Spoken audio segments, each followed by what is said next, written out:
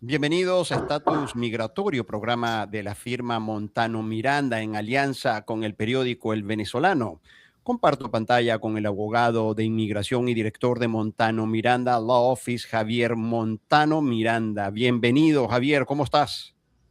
Muy bien, gracias. Bueno, gracias por el espacio. Como siempre, con muchas noticias. Tú sabes que el tema migratorio está cambiando todos los días, así que, bueno, hoy no es de excepción.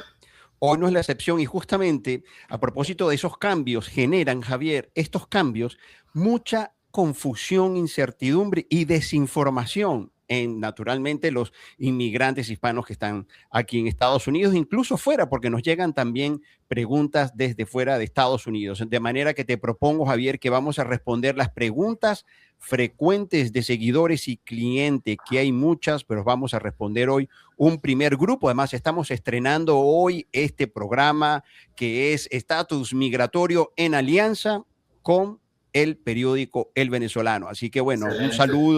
un saludo a toda esa audiencia que sigue el grupo editorial El Venezolano. Javier, entonces tenemos esta primera pregunta que hace Nancy Suárez desde aquí, desde Miami, y dice: abogado, si me abordan en la calle, ¿tengo derecho a llamar en ese momento a un abogado o me pueden detener sin la participación de mi representante legal? Por lo que entiendo, Nancy dice que si la abordan y nosotros decimos, bueno, los abogados dicen, tienes derecho a llamar a un abogado y si el abogado en ese momento no está disponible, eso es en la madrugada. Ella dice, si no aparece mi abogado, igualmente me llevan, dice Nancy, Javier. Sí, correcto. De hecho, lamentablemente, si existe una sospecha razonable para una detención temporal y después existe una sospecha de que la persona es indocumentada en los Estados Unidos o que ha fallado en mantener su estatus legal en los Estados Unidos,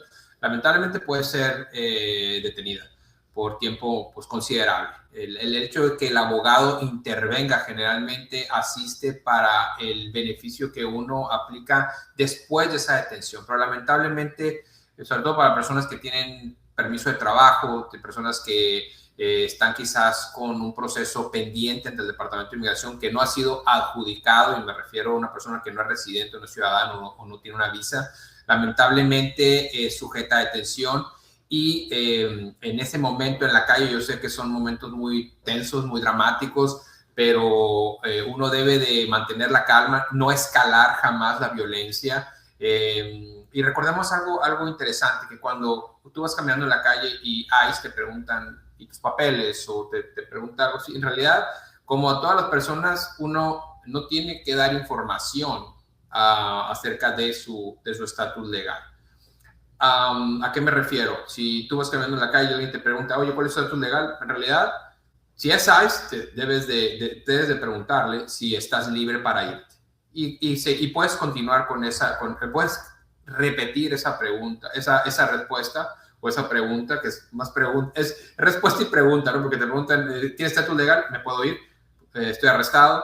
¿Me puedo ir? ¿Estoy arrestado? Y eventualmente ICE va a tomar una determinación si eso es suficiente sospecha razonable para ser detenido. Ahora, yo soy de la idea, y la verdad es que a mí me han atacado bastante por esto, pero hay veces, José Ramón, que yo creo que tenemos que considerar el ambiente actual de la administración en turno. Y yo creo que muchas veces es mejor cooperar con el Departamento de Inmigración, con ICE, porque yo lo que he notado es que muchas veces cuando tú cooperas y, por ejemplo, tienes un permiso de trabajo y el oficial tiene la discreción de detener a una persona, muchas veces eso es lo que, en mi opinión, y estoy especulando, pero en mi opinión ha salvado a gente que no, pues que en realidad no debería ser detenida. Entonces, yo creo que es caso por caso, pero en respuesta así muy concreta, lamentablemente sí puede tener una persona independientemente que esté tu abogado presente o no. Javier, pero tengo la siguiente duda. Es, por ejemplo, un inmigrante que esté por las calles del Doral. La policía, por ejemplo, local de la ciudad, puede preguntarte qué estatus migratorio es un policía regular, de estos ordinarios que están cuidando la ciudad. ¿Puede En, preguntar? como cualquier persona, una persona te puede preguntar algo. Usted puede preguntar ahora, está en ti si tú respondes o no, y qué respondes. Ahora, y voy de vuelta a mi contestación. Depende de cada caso. Hay veces que yo creo que el tú mostrar tu permiso de trabajo creo que es beneficioso para que el oficial considere que tú estás cooperando y que te dejen libre y que no te arresten, pero otras veces es mejor quedarte callado y o decir, estoy arrestado, me puedo ir, estoy arrestado, me puedo ir, porque al final de cuentas recordemos que todavía la cuarta enmienda es una gran arma que tenemos en contra de esas averiguaciones sin fundamento. Entonces, la cuarta enmienda nos defiende específicamente para ese tipo de ataques. Yo no la veo de otra forma, pero lamentablemente, y lo digo así con mucha tristeza, estamos viendo que muchas veces la ley no es específicamente lo que impera, sino el desconocimiento y la falta de entrenamiento que tienen muchos de estos oficiales, ¿no? Estamos viendo oficiales que tenían la idea de que podían irrumpir en las casas sin una orden firmada por un juez, y bueno, y eso venía de instrucciones de ICE diciendo que no necesitas una orden firmada por un juez si estás buscando a una persona que no tiene estatus en los Estados Unidos. Entonces, es caso por caso, pero yo siempre le recomiendo a las personas que todas las personas que no son residentes ciudadanos o no tienen una visa de trabajo, consulten su caso con un abogado de inmigración para estar preparados, porque dar un consejo de que si es conveniente o no, creo que es generalizar y tenemos que tomar en cuenta que esto es caso por caso. Y como dice un colega, cada caso es un universo. Y hay veces que creo que es mejor cooperar y hay veces que creo que es mejor quedarte callado y decir, estoy arrestado o me puedo ir. De acuerdo. A propósito de lo que mencionaba Javier, de consulta con un abogado, está allí en pantalla línea de contacto con la oficina de Javier Montano Miranda. Esto es Coral Gables, aquí en Miami-Dade, y es 7868-25-7333. Línea disponible para que los inmigrantes puedan allí hacer contacto para poder tener una consulta legal con el abogado Javier Montano. Javier, a propósito del permiso de trabajo, mira esta segunda pregunta que llega de Josmel Huberto en Bogotá. No entiendo, abogado. Los oficiales de ahí se llevaron a mi hermano en Tampa y él no estaba ilegal, tenía permiso de trabajo por asilo, o sea, un permiso de trabajo vigente y no tenía récord penal. ICE no reconoce el permiso de trabajo ni el Real ID como documentos migratorios. Interesante, porque Javier, hay gente que dice, no, pero es que yo tengo licencia y ya con la licencia significa que pero entiendo que la licencia de conducir no es un documento acreditado Correcto. migratoriamente, Javier. Correcto. Es una gran pregunta que estamos viendo todos los días en mi oficina, porque hay una diferencia entre lo que es estatus legal y estatus autorizado. Cuando una persona entra a los Estados Unidos y le dan 6 meses, por ejemplo, de permanecer en Estados Unidos, esos 6 meses es estatus legal. Después de esos 6 meses, ya sea por una aplicación de asilo o hasta por una extensión de visa, después de 6 meses tú no estás en estatus legal, estás en estatus autorizado hasta que se haga una adjudicación del beneficio que solicitaste. Entonces, si una persona entra como turista, el hermano de nuestro del seguidor, sí, y sometió una aplicación de asilo y ese asilo estaba pendiente, él no estaba en estatus legal, estaba en estatus autorizado. Históricamente hablando. Pero no ilegal. No ilegal, pero no en estatus legal. Tampoco. Pero no legal, ok. O sea, imagínate, hay dos polos, uno es ilegalidad, en medio está estatus autorizado y después está legal. Él estaba en medio, está en un limbo, estaba en un estatus autorizado, no legal, pero tampoco ilegal. Estaba autorizado para permanecer en Estados Unidos hasta que le adjudicaran su asilo. El tema es de que la ley de inmigración tiene una sección, la sección 237, que te indica las justificaciones que tiene el gobierno para poner a una persona en deportación. Y una de ellas, de hecho de las primeras, es el fallar en mantener estatus legal. Entonces, esta persona lamentablemente falló en mantener estatus legal, es porque estaba autorizado, pero no estaba en estatus legal. Y por ese tecnicismo fue detenido.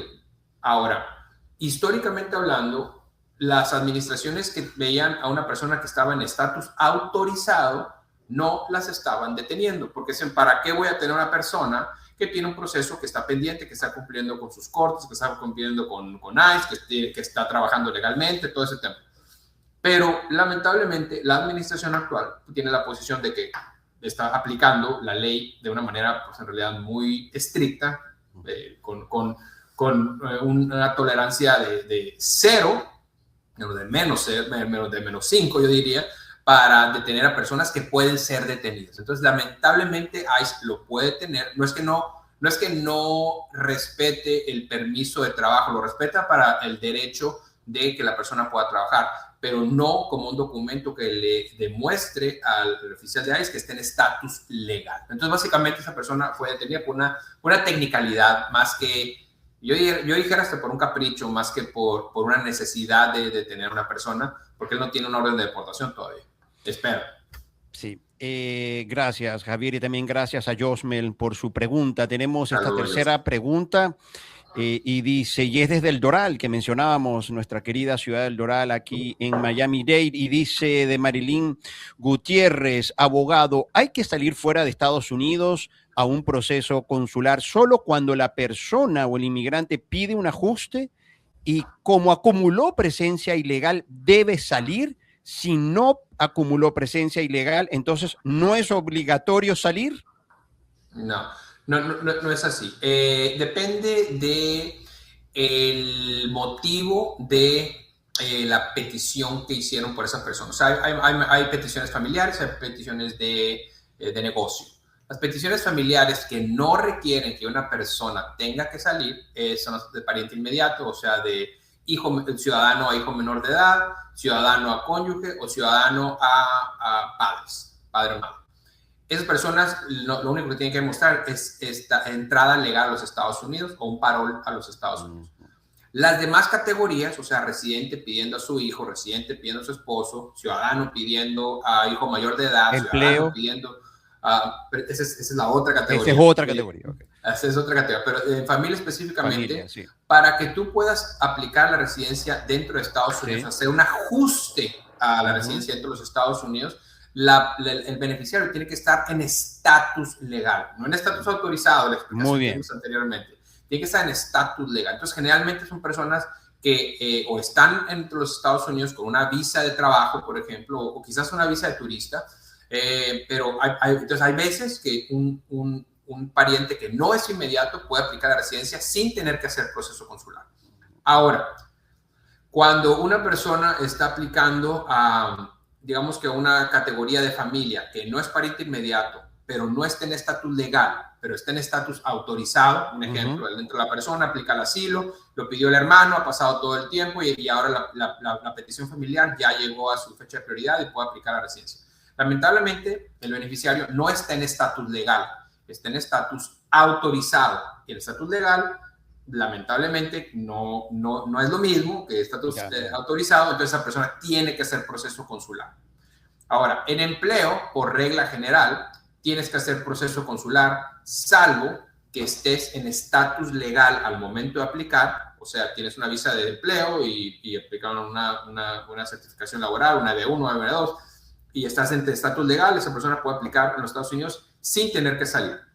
O si la persona acumuló menos de 180 días de presencia ilegal o de trabajo ilegal en los Estados Unidos, también puede aplicar dentro de los Estados Unidos bajo la sección 245K. Los demás tienen que salir a hacer un proceso consular. Entonces, depende de cada situación si la persona puede o no hacer un ajuste a la residencia, que a diferencia de un proceso consular. Cada caso es distinto y hizo mención a un tema que la verdad, lamentablemente mucha gente se entera al final, que es cuando tú acumulas más de 180 días de presencia ilegal en los Estados Unidos, lamentablemente, si tú sales a hacer un proceso consular, lo más probable es de que te vayas a quedar porque aplica un castigo de 3 años de inadmisibilidad si pasas más de 6 meses fuera de los Estados Unidos, o si pasas más de un año de ilegalidad en los Estados Unidos, tienes 10 años de castigo. Entonces, es sumamente importante que las personas que vayan a hacer un proceso consular consulten con un abogado serio para que haga realmente ese cálculo, porque si te pasas de los días, tú piensas que vas a salir por una residencia, pues lamentablemente te va a aplicar una barrera de inadmisibilidad de 3 o 10 años y te vas a quedar afuera. Listo. Gracias, Javier, y también gracias a Marilyn Gutiérrez, que nos envió esta pregunta desde el Doral. Ahora vamos con la cuarta pregunta para cerrar ya este primer ciclo o entrega de estatus migratorio en alianza con el venezolano. Y dice, es de Manuel Reyes, desde Orlando. Abogado, soy un corredor de seguros con éxito en mi campo profesional y puedo demostrarlo. ¿Puedo calificar a la EB1 que tanto los abogados hablan en redes o eso es solo para artistas y periodistas que salen en televisión? Buena pregunta, porque parece demasiado buena pregunta porque parece que la EB1 es para gente famosa, pues, y con premios. Pero aparte parece que se puso de moda en las redes sociales.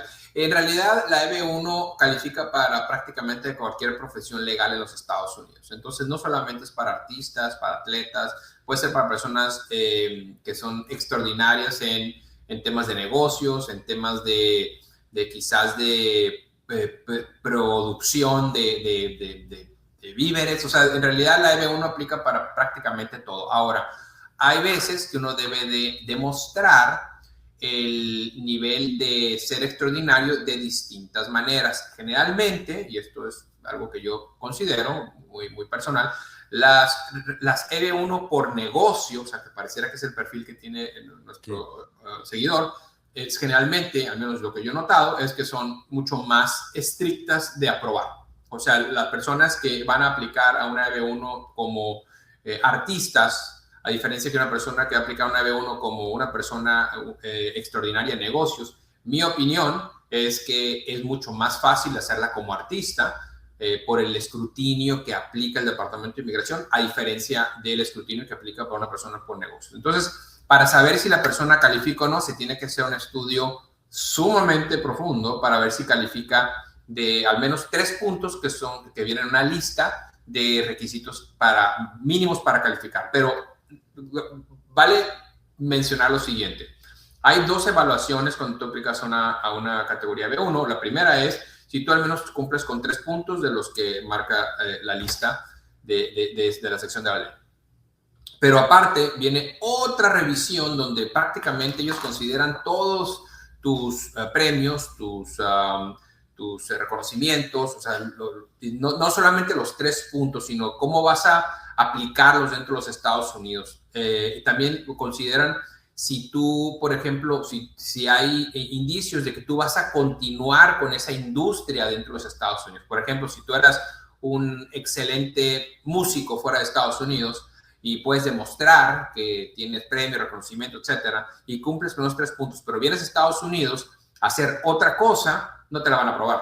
Porque tienes la razón por la que estás entrando a los Estados Unidos es porque vas a continuar en Estados Unidos propagando todo el conocimiento que tú ya tienes. Y eso pasa mucho, sobre todo para personas que tuvieron una carrera muy exitosa, no sé, hace 20 años, por así decirlo, en su país, y vienen a Estados Unidos y están haciendo algo totalmente distinto. O sea, que tienen 20 años sin hacer lo que los hizo extraordinarios fuera de Estados Unidos. Eso es un problema para las visas CB1. Y cuando digo visas, es porque son visas de inmigrante o petición de inmigrante. Son problemáticas esas cuestiones porque inmigración considera que no va a haber una continuidad, que vas entre los Estados Unidos, pero en realidad todo el know-how y todo el conocimiento por el que te hace atractivo venir a los Estados Unidos no lo vas a hacer. Entonces, la EB1 es una gran aliada para los inmigrantes que tiene los méritos para calificar. Lamentablemente no todo el mundo califica. Necesitas consultar eso con un abogado de inmigración que se dedique a eso, a tu abogado de confianza. Y de hecho yo siempre recomiendo ver a varios abogados en ese tipo de cuestiones porque a final de cuentas uno puede tener una opinión y otro abogado puede totalmente estar en desacuerdo. Yo generalmente veo casos donde vienen conmigo y dicen, es que ya consulté con un abogado, el abogado me dijo que era 100%, que me la van a dar, y entonces yo cuando luego digo, pues claro, que si hago EB1, pues digo, no es así. No porque cumplas los 3 puntos significa que te van a dar la residencia. Entonces, son caso por caso. Insisto, cada situación es un universo que tiene que ser evaluada con todos sus ángulos. Bueno, y estás hablando de una característica que tiene la oficina de Montano Miranda Law Office, Javier, que es la honestidad. Así que ya saben, para una consulta legal personalizada y honesta, 786-825-7333. Pero después me atacan, José Ramón. Me dicen, no, Sí, es que el después te abogado, atacan, no, sí. que no, que el abogado que no revisó bien mi caso porque me dijo que no calificaba. Bueno, pues. No, y además.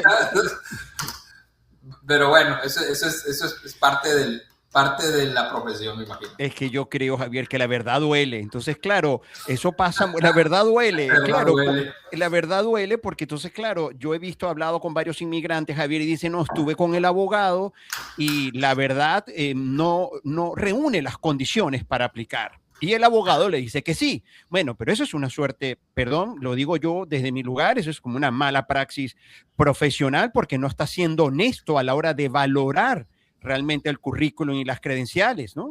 Y más ahora, porque recuerda que la política actual es poner en deportación al mayor número de personas. Entonces, si tú estás, por ejemplo, en un caso de un asilo pendiente y sometes una I-140 en base a una EB1, EB2 y por alguna razón te la niegan, pues hay una posibilidad de que te pongan en proceso de deportación y que adelanten tu asilo que quizás está dormido por algún tiempo que quisieras tú que se mantuviera dormido, pero muchas veces por meter una solicitud quizás a medias, pues estamos